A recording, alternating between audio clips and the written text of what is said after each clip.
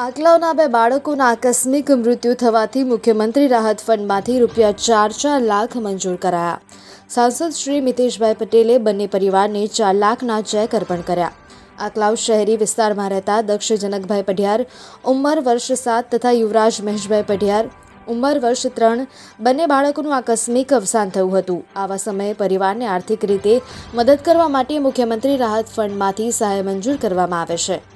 સાંસદ શ્રી મિતેશભાઈ પટેલને આ બાબતની જાણ થતાં તેઓએ ગુજરાતના મુખ્યમંત્રી શ્રી ભૂપેન્દ્રભાઈ પટેલના રાહત ફંડમાંથી 4 લાખ લેખે બંને પરિવારને કુલ 8 લાખની સહાય તાકીદે મંજૂર કરાવી હતી.